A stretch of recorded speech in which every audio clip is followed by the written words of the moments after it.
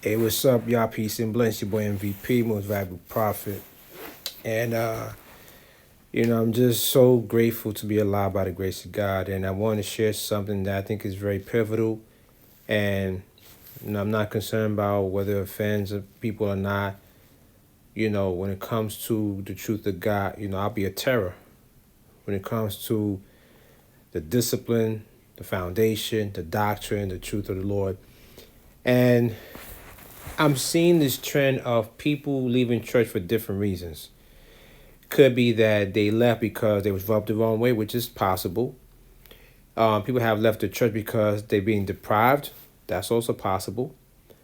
Um, People have left the church because it's time to move on to plant other churches or grow into what God has in store for a husband and a wife. If you're a single person, a single man or a single woman, depending on where your stage is at.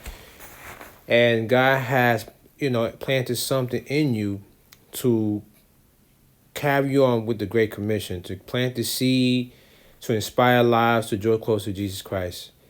And even though folks have moved on to different churches or a new church, a new setting, whatever the case may be, it should not rupture friendship. It should not rupture any kind of fellowship. And I've noticed is that when people have leave churches for different reasons, all of a sudden you stop being friends. Well, friendship is solely based on Sundays. That's not real friendship, and that's not real fellowship.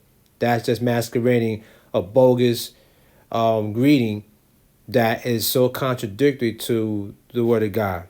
You look at 1 Corinthians 3:9. It says that we're all God's workers. So if we're God's worker, regardless of what church you at, as far as congregation, first of all, it has to align with the Word of God, number one. Number two, if you're truly friends and truly have that brotherhood, sisterhood connection, no matter where you are, you still keep in contact, you still continuously pray and continuously encourage one another, not create division, not create contention, not create any kind of dichotomy among amongst Christians, because there's a difference between Christians and churchgoers. If you're a Christian and you say that it's important to have that fellowship, it's important to be reminded that we're all God's workers.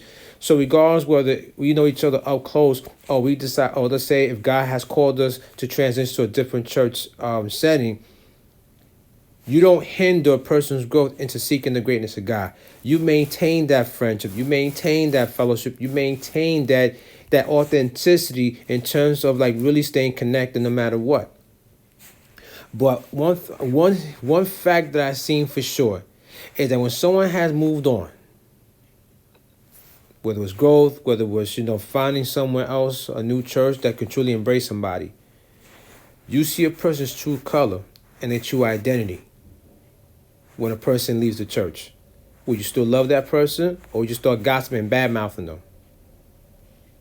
And what has happened now is that church has become more of a business rather than worship. As far as when you're entering the congregation, you're entering the house of worship. You're entering the house of prayer. The house of God was the temple, the synagogue, as it was highlighted many years ago. What Jesus was focusing on was when you come to the house of God, you come into worship and praise and pray and celebrate and come together, have that Jubilee moment to unite.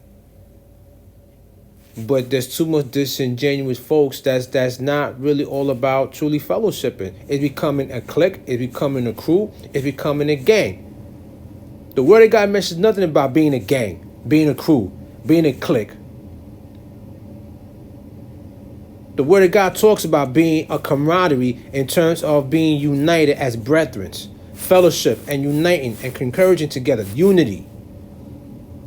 This is why a lot of people get turned off by churches today, because church is not representing the house of prayer, to worship, to praise, to pray, to encourage, to exhortation, to uplift, to hold people accountable, and so forth. The bottom line is that true church is what Jesus said: "On this rock I build my church." He's talking about building up people. When you talk about the church in itself, it's about building up people, the discipleship of building up people to be used in God's ways, to be utilized in glorifying God, to use those gifts that He's given you to bless and inspire and most of all magnify the Lord. It's as simple as that. And you have to, and I want to really encourage people to please make sure you stay in the Word of God. Stay grounded. Read the Word. Stop waiting on the Sunday for someone to tell you, read the Word, go fast, go pray, go encourage. Stop that. Because that's not Christian like. That's being church like. That's the difference. So I'm just speaking honestly. I'm speaking openly. I speak candidly about it. And let this message really resonate and challenge everybody to truly be Christians. Love y'all. God bless you guys. Enjoy this beautiful day. Peace and blessings. Out.